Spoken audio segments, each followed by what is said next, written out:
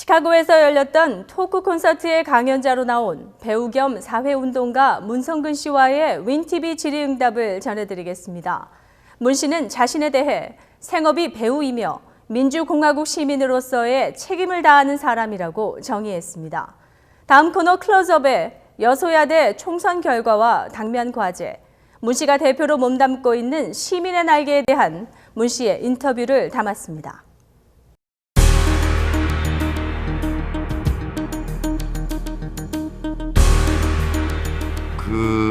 정말 신이 설계를 하더라도 다시는 반복될 수 없는 기적이 일어났다 그렇게 생각합니다. 정말 국민 모두 다가 전략적 투표를 하신 결과인데 아마 국민 여러분께서도 대단히 놀랐을 거라고 생각합니다. 동시에 과제를 엄청나게 준 선거였다라고 생각하고요.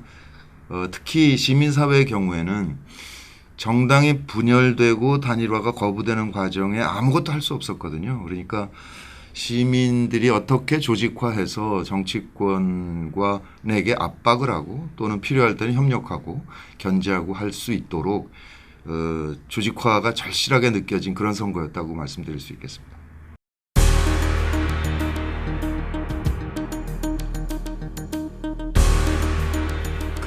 더민주당 경우에는 호남에서 호남 유권자들이 국민의당을 선택한 이유가 무엇일까?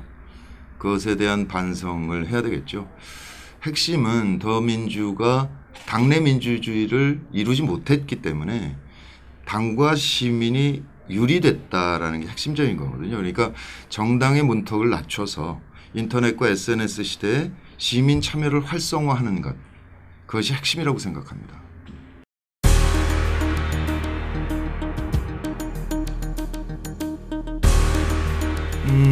국민의당이 고민이 깊을 겁니다. 그러니까 무당층이 있고요. 무당파 정치 냉소주의 이런 쪽에서 한 표를 받았고 또 하나는 새누리당이 극우파와 합리적 보수의 연합 세력인데 너무 박 정권이 막 가니까 합리적 보수가 떨어져 나와서 국민의당을 선택한 게 있고요.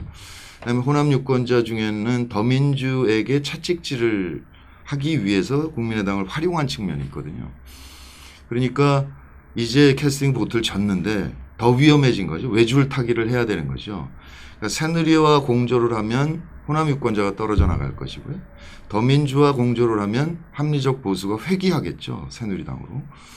그래서 아마 그것에 대해서 심사숙고를 해야 될 것이고 결국 외줄타기보다 결국은 시민의 뜻을 받아들이는 정당을 건설해내는 것이 그들로서도 그나마 위태로운 외줄타기를 좀 더 시민의 뜻에 맞게 움직여갈 수 있는 길을 찾을 수 있을 것이다. 그렇게 생각합니다.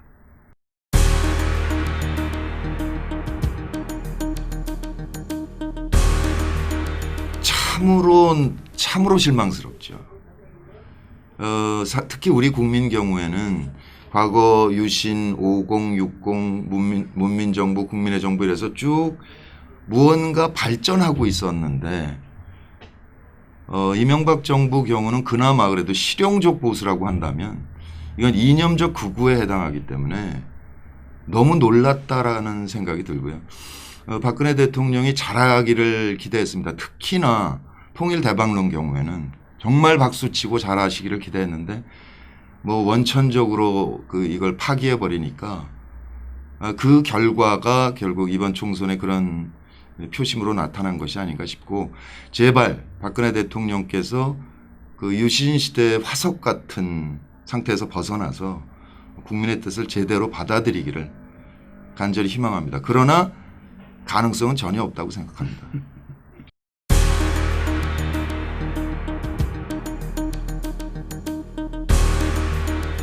미국 시민들께서는 이제 무브온을 잘 아실 테니까 한국형 무브온이다 이렇게 간단하게 말씀드릴 수 있죠.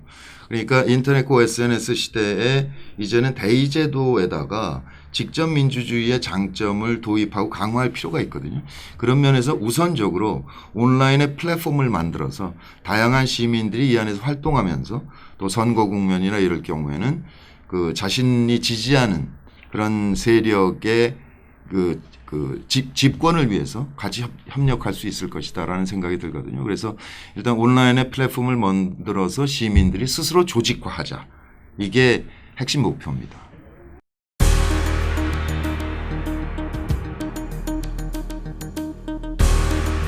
저는 생업이 연기자이고요. 그다음에 민주공화국 시민으로서 책무를 다하고 있는 것이다 이렇게 생각합니다. 이제 사람이 복합적이잖아요. 이런 면도 있고 저런 면도 있고 그런데 이를테면 그들도 우리처럼 해서 우리 국가 공동체를 걱정하는 지식인 같은 면도 있고요. 또는 오수정 같은 데서 느끼는 이렇게 좀 나른하게 즐기고 싶은 그런 지식인 같은 그런 걸 동시에 갖고 있죠, 저는.